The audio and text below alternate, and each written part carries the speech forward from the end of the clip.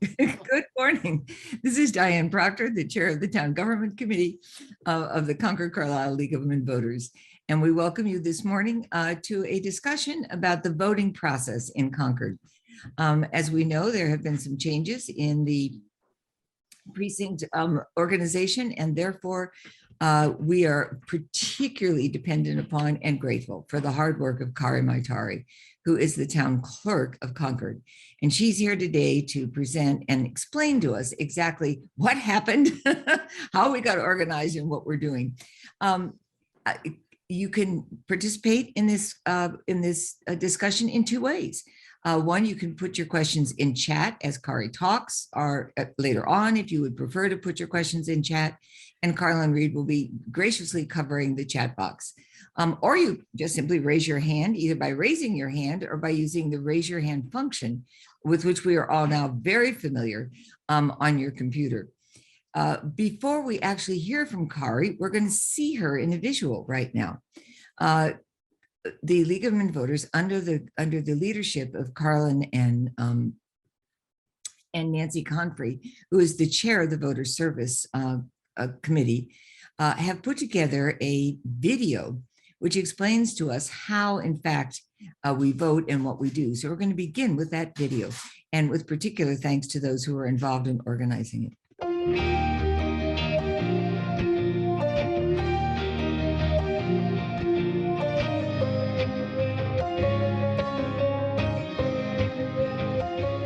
Hi, I'm Nancy Confrey, Chair of the Voter Service Committee for the League of Women Voters, Concord Carlisle. Today we're talking about the 2022 Concord election, specifically when and where to vote. There have been some changes to our precincts since last year that may affect your polling location, and we've added a special town meeting and special town election that we want to be sure that you know about. To help me with this, we've asked Kari Maitari, our town clerk, and Wendy McNally, the chair of the Board of Registrars, to join the discussion. Hi Kari, hi Wendy. Hello, Nancy. Hello, Nancy. So, Kari, when will Concordians have a chance to participate in town meetings and town elections in 2022? Well, let's look at the voting calendar for 2022. As you can see from the range of dates, there are several opportunities for voters to have their voices heard beginning in January. A special town meeting is being held on January 20th at 7 p.m. at the Concord Carlisle High School to consider spending up to $103.7 million to build the new middle school. At the special election, held 2 weeks later on February 3rd, voters will decide whether to approve the appropriation voted at the special town meeting to fund the new middle school and also to fill a vacant seat on the school committee. The dollar amount will not appear on the ballot question because that's up to town meeting to decide. Polls are open from 7 a.m. to 8 p.m. with no early voting or mail-in voting for local elections, but you can still vote absentee. The annual town election to fill positions for elected office that are expiring in 2022 is April 12th. The town caucus, which is one way to get nominated for an elected office, is February 7th. The annual town meeting is being held on Sunday, May 1st in the Concord Carlisle High School. There will be a state primary held in September on a date to be determined by the legislature. And finally, the state election is scheduled for Tuesday, November 8th. All this information can be found on the town clerk's webpage under Elections and Voting. Great, thanks Kari. And how do I know what precinct I'm in? Has it changed since the last time I went to the polls? On election day, it's important for you to know your precinct number so you go to the right polling place. In 2022, that has changed for some voters. Here's the new precinct map, which is also on the town clerk's webpage. This is based on the 2020 federal census population. Each precinct has no more than 4,000 residents. Precinct 1 is orange, 2 is yellow, 3 is purple, 4 is green, and 5 is blue. Another important change is in the state representative district for 2 of our 5 precincts. Precincts 1, 2, and 5 remain in the 14th Middlesex District, while precincts 3 and 4 are moving to the 13th Middlesex District. This doesn't affect local elections, but it will affect voting at the state primary and state election. Thanks, Kari. Wendy, where are the polling locations? Where do we vote? Nancy, some of the polling places and locations have changed because of our precincts being changed as a result of the 2020 federal census. Here is a list of the 5 precincts in Concord and the 3 precinct polling locations in Concord. Precinct 1 voters go to the Department of Planning and Land Management building at 141 Keyes Road. Precinct 2 and 3 voters go to the Harvey Wheeler Community Center at 1276 Main Street. And precincts 4 and 5 voters go to the Hunt Recreation Center at 90 Stowe Street. Okay, I think I have it. Thanks so much, Kari and Wendy, for explaining the 2022 election calendar and the new precinct map and voting locations. From the League of Women Voters of Concord Carlisle, this is Nancy Comfrey. Thanks for watching this video. Now do your part and Go vote!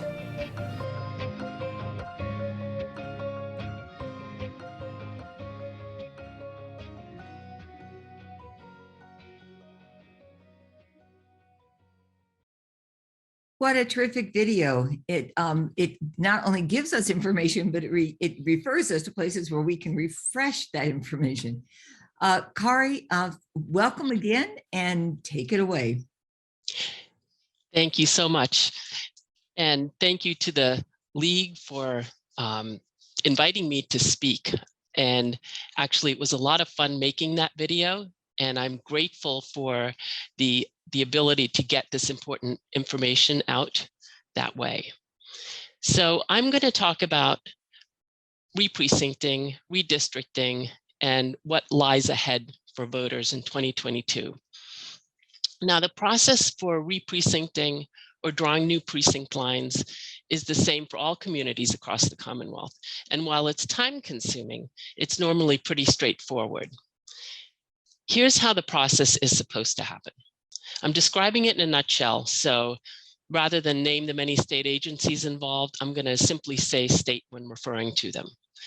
So the census data is delivered, that's from 2020, is delivered from the Federal Census Bureau to the state government, and then draft precinct maps are drawn by the state and distributed to cities and towns. We, the registrars, in turn make adjustments with the help of the state and our GIS department. And of course, we couldn't have done it without the help of our GIS analyst, Jill Moonheron. And then we update the legal description. Kari, could you remind us what GIS stands for? Yes, sorry about that. Geographic Information Systems. So that's the mapping that we see that results in the precinct map.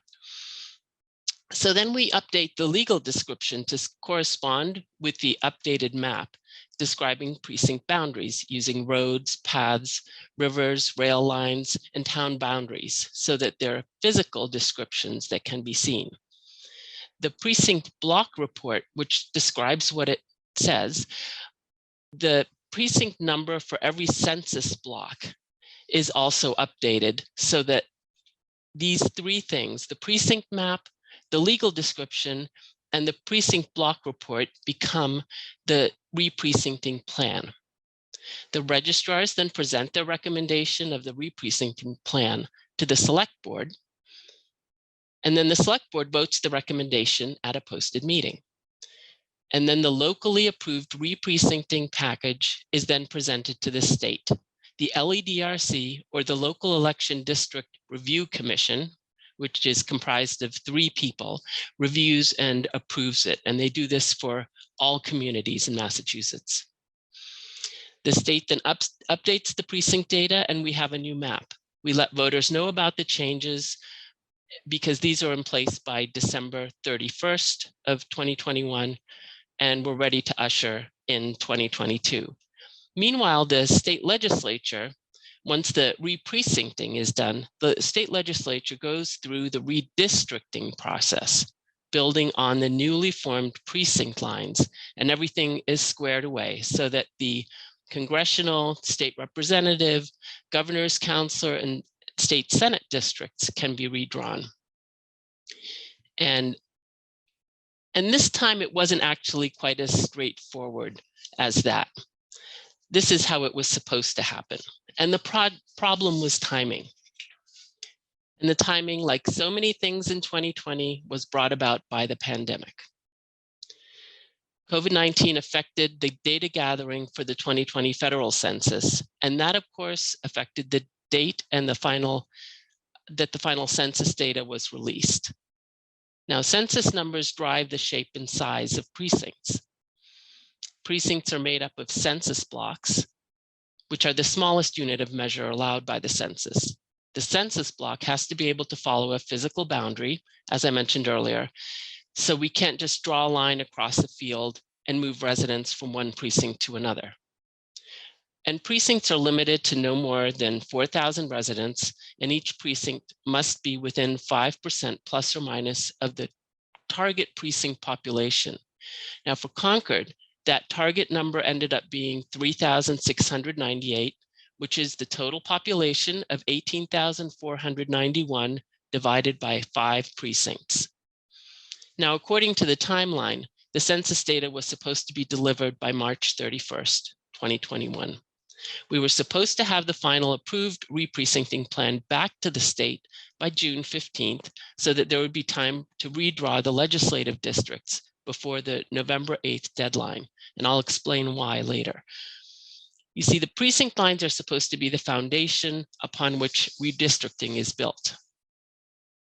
March 30th, just to go over it again, so we go from March 30th when we get the data to June 15th when we submit it. The deadline is November 8th, and then the precincts are in place December 31st. So here's what actually happened in 2021. The final census data wasn't received by cities and towns until 6 months after it was supposed to be received. So on September 30th, we were to get the data. Our timeline was condensed to 30 days, so we were supposed to finish our work by October 30th, and that November 8th deadline was still in place. So when reviewing the precincts, the registrars,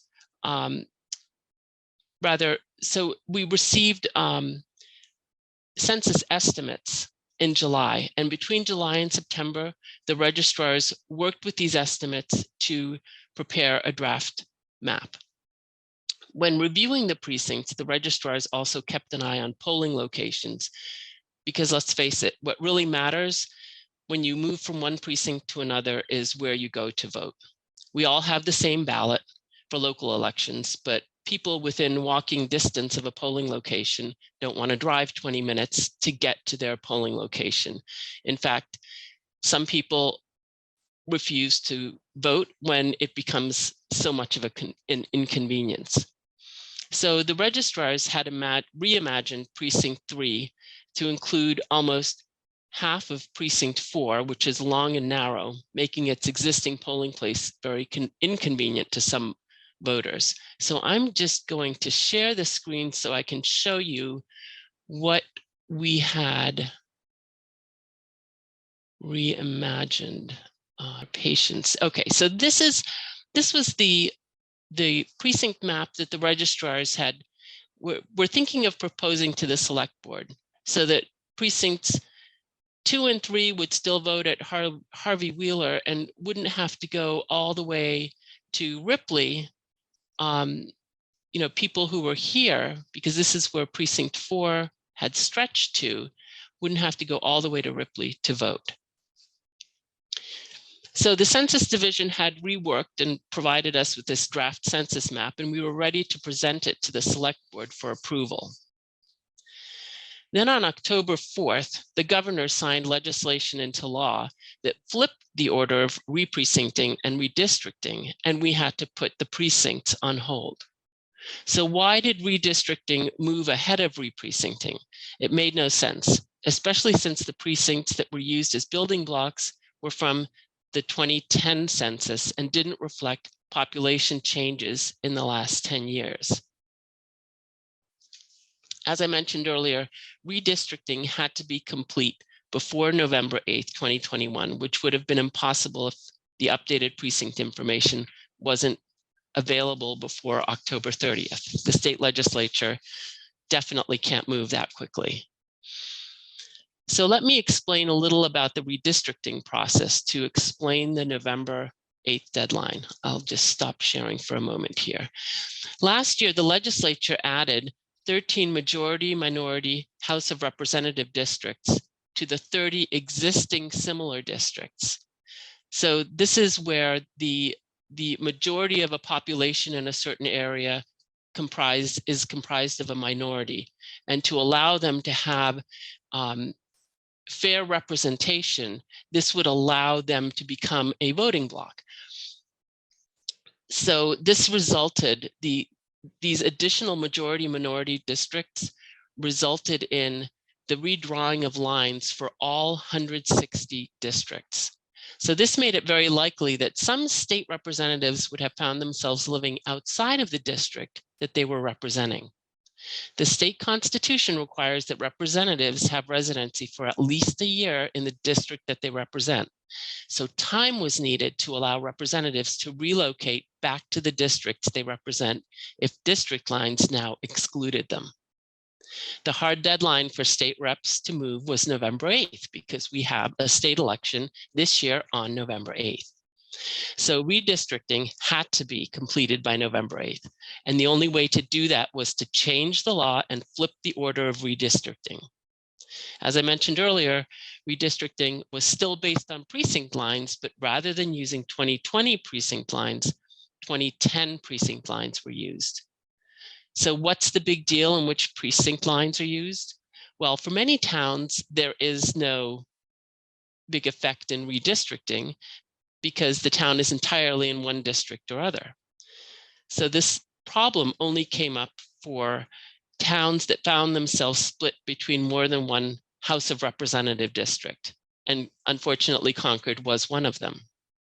Previously located entirely in the 14th Middlesex State Representative District, represented by the Honorable Tammy Gavea, Concord is now split between the 13th Middlesex District, represented by the Honorable Carmen Gentile, and the 14th Middlesex District.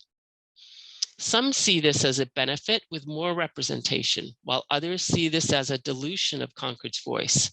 At a minimum, there will be confusion in the fall when residents from precincts 3 and 4, which are now in the 13th Middlesex District, find unfamiliar names on the state primary and general election ballots.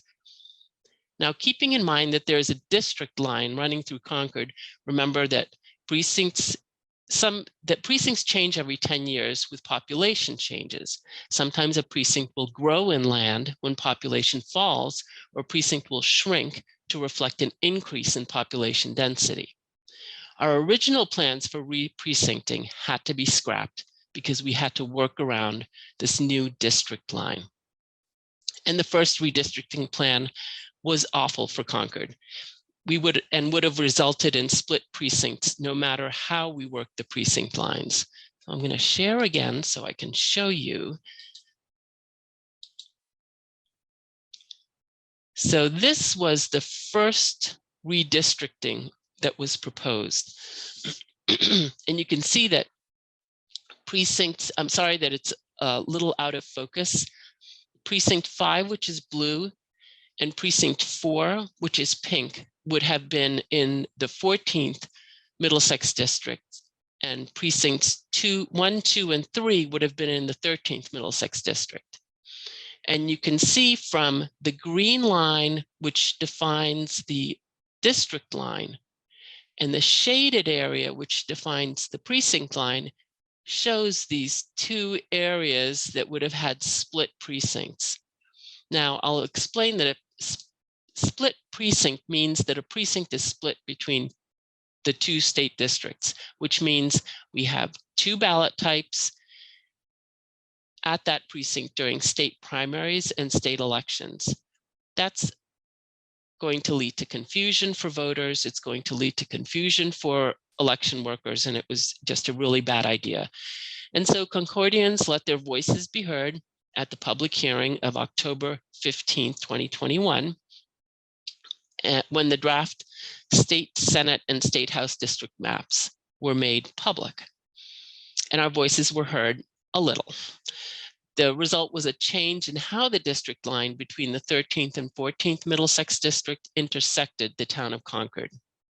It's still not ideal because we have a split precinct and there are a lot of rows shown here. So it's a little harder to define, but precinct 4 is still this long and narrow precinct, but at least we avoided split precincts. So the district line goes along, it intersects, so it goes along precincts between 4 and 5 here, and then follows along precinct 3. So precincts 3 and 4 are in the 13th Middlesex district. So now let's look at the changes that await Concord in 2022. Approximately 1,707 residents will have a change to their precincts. 953 residents formerly in precinct 1 in an area that is right here, and you'll see it more clearly in a little bit when I show a different map. They're now in, that were formerly in precinct 1 are now in precinct 5. I'm sorry, that is over here. 739 people formerly in precinct 2 in the area north of Lawsbrook Road are now in precinct 1. And 15 voters formerly, oops, this is the correct one, sorry. 15 voters that were formerly in precinct 4, which is a tiny little area here, are now in precinct 3. Additionally, the polling place for precinct 4 that was at the Ripley building over here is now moved to the Hunt Gym or Hunt Recreation Center. So how are we getting the word out? Well, the video you saw at the beginning of this presentation will help a lot. And I thank the League for, again, taking leadership, the leadership role in getting the word out about changes that are important for voters to know. We're also sending out a town-wide mailing to let people know about the special town meeting and special town election coming up. And we're providing a link to the town clerk's page that has a map and a link to the app. And I'm going to show you how to get there. Jill Moonheron developed this. And so this is the town clerk's page. And under notices, there's a voter precinct app. And when you click on that app, you get to this splash screen, which instructs people to use the magnifying glass as a search tool to enter the address, click inside the parcel to see the precinct number. So I'm going to show you, I have to move a few things here. Okay, so, whoops. Okay, so if you click here, and we'll put in 22 Monument.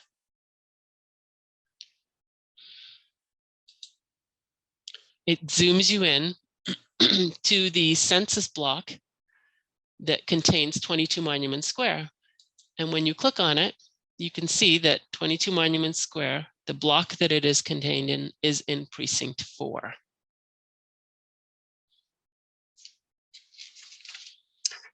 So let's just go back out here.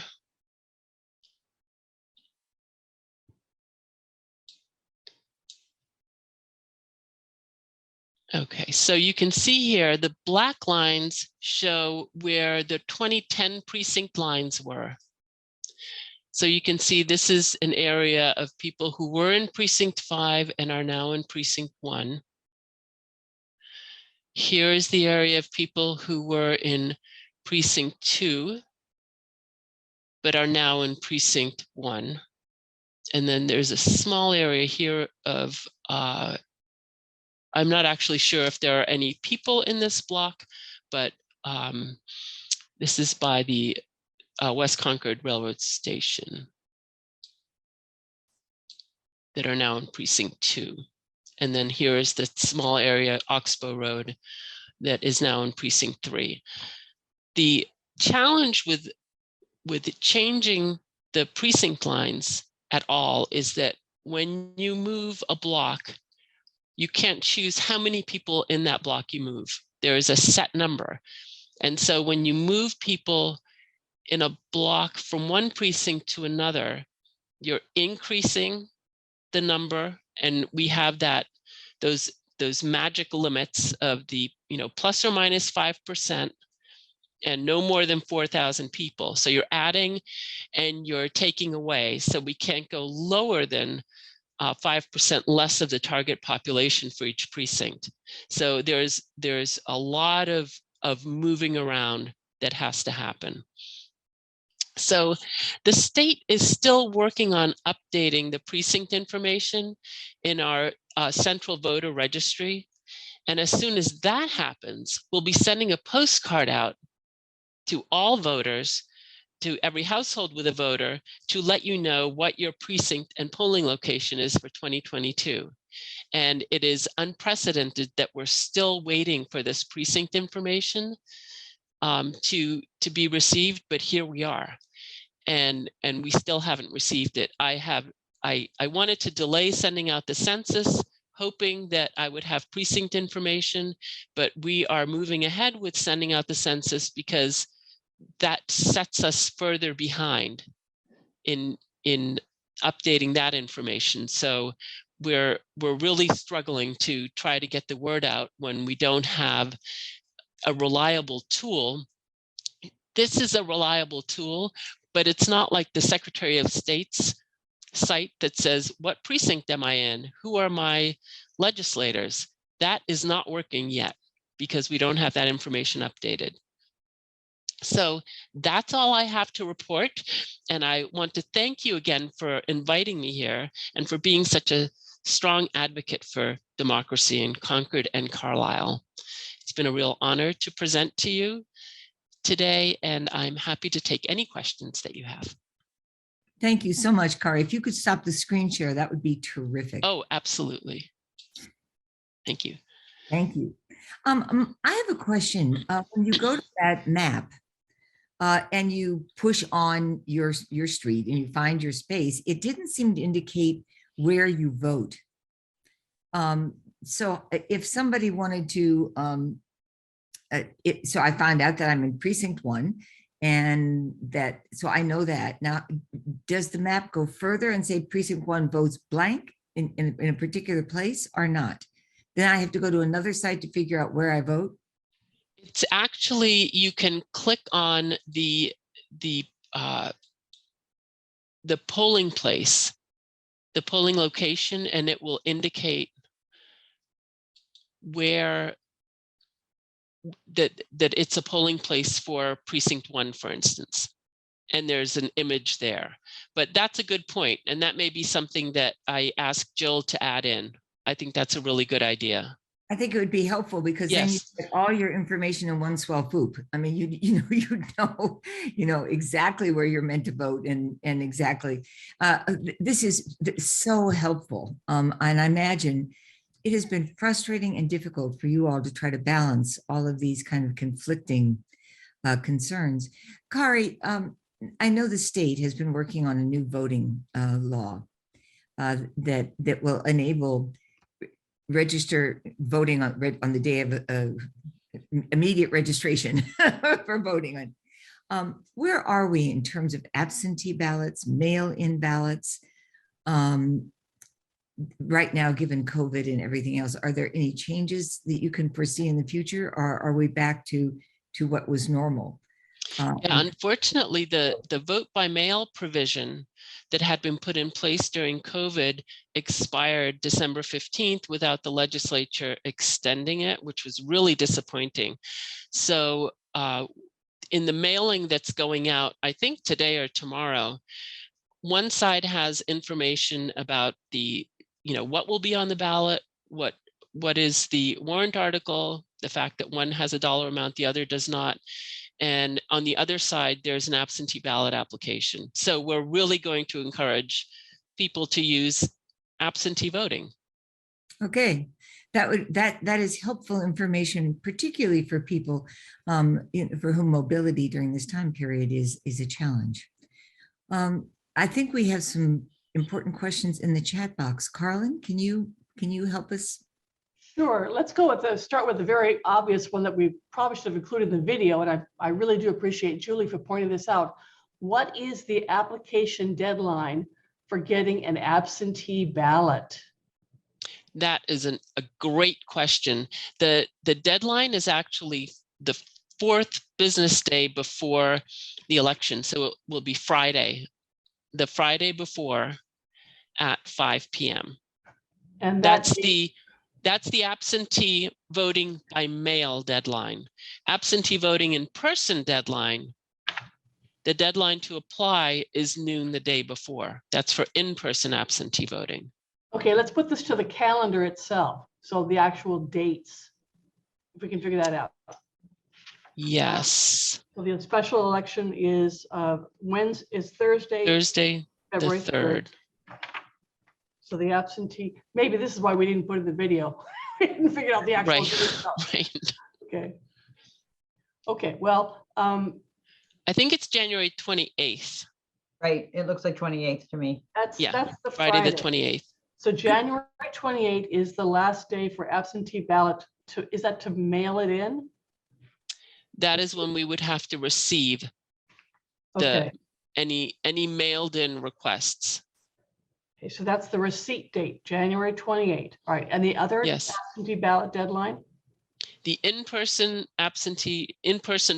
voting absentee deadline is noon the day before. And that would be February 2, Wednesday, Yes. Yes. right? What is the distinction? The distinction is that if someone applies for an absentee ballot by mail, they need to allow for enough time for mail to reach them. And the state sort of caught on to this in 2020 with early voting. And they said, okay, that we need to have a deadline that actually allows people to get the ballot and to return the ballot. And so they established that as a measure that lived beyond COVID. So that is a permanent change, that if you're asking for something by mail, there needs to be enough time for you to receive the ballot and for you to return the ballot.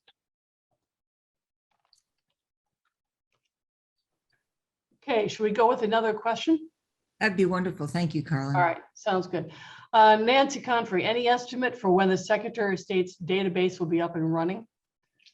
I call them all the time and I check every day to see if I look at Stowe Street, because Stowe Street is in precinct 1. It should be in precinct 5. So I check it every day. I call and I'm told as soon as we can. Now, there are a few towns that have elections in January and some that have them in February. Most of them have them in March, April, and May.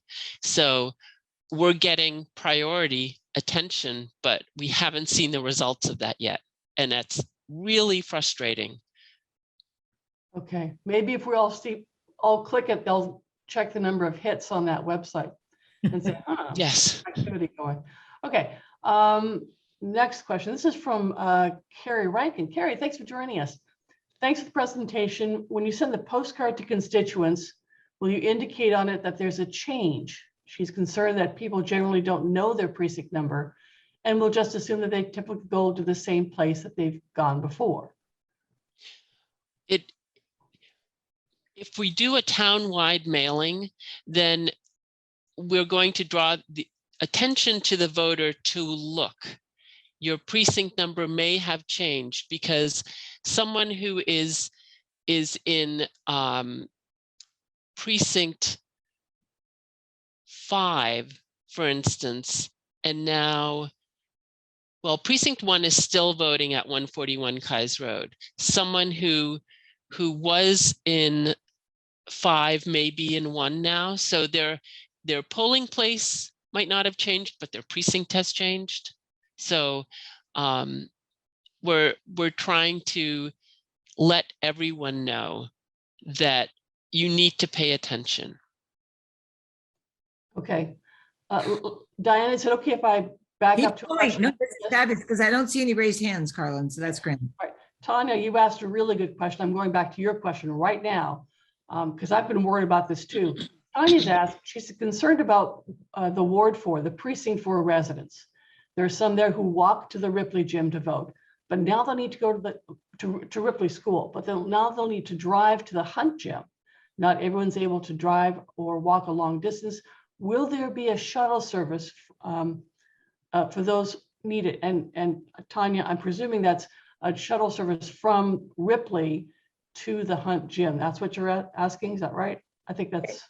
Well, I mean anything, because I do not think that's a convenient location for voters here at all. I mean, I can do it. Our family can do it for now, but I know there are many people here who like Kari mentioned, would be reluctant to vote, period, to go all the way there. I mean, we have low voter turnout as it is, so I don't think this was, I mean, the point is not whether people from this area came to the public forum and spoke up or not. I think the point is to make sure that every voter has a convenient place to go to, whether they speak up or not. Okay. Absolutely. That's very true. And so the polling location, when you look at the, precinct 4 is a long and narrow precinct. So in fairness to people on either northern or southern end of the precinct, finding a polling location, because we can only have one per precinct, finding one that's in the middle seems to lessen the burden for Okay. most. That's the attempt. Ideally, we wouldn't have a long and narrow precinct, and that was what the registrars were trying to accomplish, but that was impossible to do because of the district split. Mhm. So is it a state law that you can only have one polling place per district? Yes. Per precinct, thank you.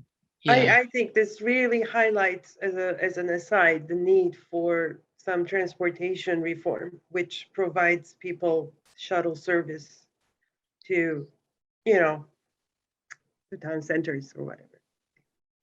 That's a really good point. Okay, another one, Diane? Yes, please keep going. Okay, Janet's asked, is an application for an absentee ballot good for the calendar year or just for the next election? That's a great question. You can select for which election or all elections you wish to receive an absentee ballot. So the absentee ballot application that is being sent to every household does not actually include the fall elections on it, because we were working with trying to get a lot of information onto one page. So we're in trying to explain the different options people have for dropping off their applications, using lock boxes, using our address, or even taking a picture and emailing a picture of the application. We need to have an original, or we have to have a hand signature on the application, but we don't have to have the original application. That was established a few years ago. So in getting all that information across, we don't have every single election date for this year, but we do have the option for all elections this year. Okay. Okay. Another one, Diane? Yes, please keep going. Okay. This is something, my observation, and Kari, tell me if I have this correct. So about 4,000 residents in precinct 4 now have to go to the Hunt gym to vote. And another 1,701 residents have been assigned to a new precinct. Is that a fair assessment of the impact of these changes? So we're talking about residents versus voters. Okay. So we have, residents include all ages of people, regardless of what their registration status is. So the 1,700 is residents that are affected. Does that answer the question? Sort of. Okay. But well, just the other part is the 4,000 is, my understanding, roughly it's the population of precinct 4. That's the max. Right. About 3,800, I think it is. All the voters in that precinct have a change as well. Yes. They have to be assigned to a new precinct, but they have to go to a new polling location. So Right. what you have is about 5,700 residents who've been affected by this change out of what, 17,000? Well, we also have precincts 4 and 3 that now have a new district. So there are lots of changes that we need to let Okay. voters know Okay. about, and not just, we're going to let voters know before every election. We're going to remind voters, and in the fall, we're going to let voters know again that you have a different district. So those voters will receive a different ballot. Okay. All right. I appreciate that. I've got a comment from Simon Cataldo that he was very impressed with the mapping tool. And I think that's Great. an accurate assessment of it. I will It's let really Jill great. know. Thank She is. you. Thank you. Thanks for saying that. And that Nancy Cronin has asked a question here, and it's a good one. Is it fair? Can we see a precinct map that shows street names? Now, the map that you showed today has is a large, high-level view. Is there a map that can show street names to make it easier? Nancy, I think I have that caption. There is a way to turn off. Okay, if I can share the screen again. Let's see. Okay. So on the right side here, there are layers that can be shown, that can be seen. So if I'm going to turn off the 2010 precinct boundaries, and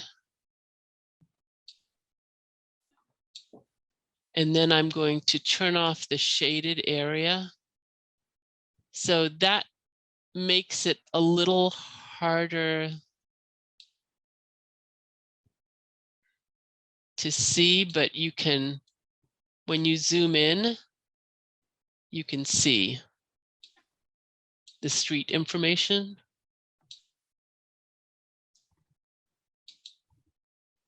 It's just that this layer,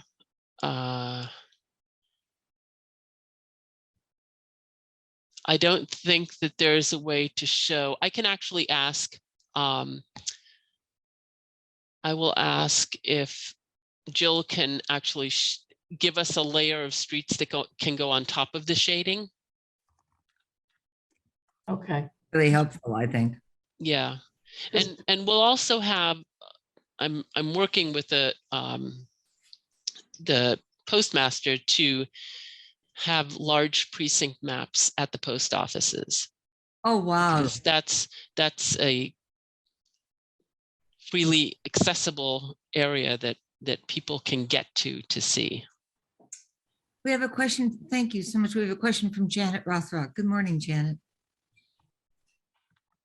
Hi, thanks. I was wondering if the league could put out in the Monday member news before elections some alerts to this information, something about when you need to ask for an absentee ballot and how maybe with the map you just showed, if you could do a screenshot of the map, maybe with the street names or something, but just some clarifying information that would be helpful in Monday member news. Thank you. That's a fantastic suggestion and something we should be attending to, I think. Nancy Comfrey. I was just going to add, thank you, Janet. That's a great idea. And we are in the process of both setting up phone banks and mailings that will highlight this information. We're going to talk to Carrie about that. I didn't want to advertise that on this call, on this meeting, but yes, we are in the process of figuring out how best to get this information to these, as Carlin pointed out, sort of 5,700 people or more that are affected by new precincts and polling places. So, and Janet, if you want to help, anyone on this call who wants to help, there's voter service meetings every week up from now until the election. And they're quick organizing meetings, but we need all the hands we can get. And those are I'm so grateful. on Tuesday at 11, right? Tuesday at 10, we've changed it. 10. Thank you very much. So Tuesday at 10, you can pop right in and help and participate. Julie, I think, were you raising your hand? Yeah, I just wanted to speak to Janet Rothrock's point because we have had information in MMN about the special town meeting and the election, and we will continue to run information for our members about deadlines and other links as appropriate. You will actually see a bunch of information added following this program, in fact, to point people to new tools and other stuff. So, Which is terrific. and as Nancy just said, if you want to help, please, we need lots of hands. So show up and help us out. And I see that Peggy also has a question about the sandwich boards. That's part of the plan. So excellent. And we'll need help with that. We're going to need help with that one as well. Kari, I have a question. There is news and notices, which alerts people to changes and perhaps even directs them where they should go and how they can find this information. But not everybody in the town, by any stretch of the imagination, is signed up for news and notices. I mean, many people, when I ask them if they got the news and notices, they have no idea what I'm talking about. And so that in the absence of a newspaper that in fact informs people and gives them the kind of information that you've provided, is there a way that the town can, to some degree, automatically enroll people in news and notices, or does it, by either law or by habit, require that individuals sign up for that particular information? Yeah, it really is something, because we don't have a bank of email addresses. I presume. You know, it would be up to people to do that. Well, somehow we need to get the word out, because through that device, we could, in the absence of a town newspaper, really inform people about important changes or alerts. This is something yet to be, maybe through telephone numbers. Well, you know, I might be able to put something on the census form to invite people to enroll in news and notices. That's a really, thank you for that suggestion. Yeah. Okay. Because I think it would be such a much more efficient way of getting information out. I'm sure we can always send out a robocall to people as an emergency, but we have questions. Linda Ziffrin and then Carrie Rankin. Linda first. Yeah, thank you. Just was going to suggest that we will also put it in Outreach Circle and create an action that you can share with your friends. So Janet, I know you are an expert at doing that. So to help get the word out, and I'll put the Outreach Circle link right in the chat too. Fantastic. That's great. Carrie. And Linda, I just want to say thank you for Outreach Circle and the way you've managed it. It is a terrific device for communicating with people who are outside the league's 200 people web. Carrie. Yeah, you sort of just mentioned this, Diane. First, I just wanted to say thank you. This has been a really interesting presentation. So thanks, Kari. I can't even imagine how much time went into all the planning around this. So thanks. I just had a question. Diane, you sort of just mentioned this, but is there, could you do, since it does seem like a small number of people who are impacted in the location changing, could you do a robocall just to say, like, please notice, or does it have to be equitable that you have to talk to everybody if you talk to certain groups? But I don't know, I feel like robocalls are a really simple, inexpensive way to communicate, an effective way to communicate with people. And your daughter or your son agrees. No, I love Sorry, it. you can hear my children in the background. Unexpected snow day. Thank you, Carrie. Kari, what do you think? I was distracted by the wonderful sounds. So she's asking. It's funny. I didn't even hear them. I feel like they're actually quite quiet. You know? It was so adorable. I couldn't resist. So, Kari, I think the question is there a way that you can either pinpoint those people for whom this is going to be a big change through a robocall, or can you send a robocall out to the entirety of the town? The town manager, I know in the past, has sent out robocalls when there are changes. I don't know whether they can pinpoint the specific areas, though. I'm really not sure about that, but that is a good idea, and I will look into that. Thank you so much. And there's our little friend. That's fantastic. Are there other questions or comments? Carlin, do we have some new ones in the chat box? I have a follow-up to what was just mentioned. We received a robocall just today about from the Public Works Department because of the snowfall and the impacting on some of the Public Works sessions. And that, but I believe that went out to everybody. I know that the town manager's office does not want to use the police department's reverse 911 system for everything, but I think this is a good idea that you have of using that. I think it's, given the number of people who are being impacted and who may not be paying attention. That's exactly right. Yeah. I don't have any other questions right now that I see in the box. I've got some comments from folks. Simon has given a suggestion on how to assist in looking at the map. It takes a little time to work it, but you can find stuff with the addresses.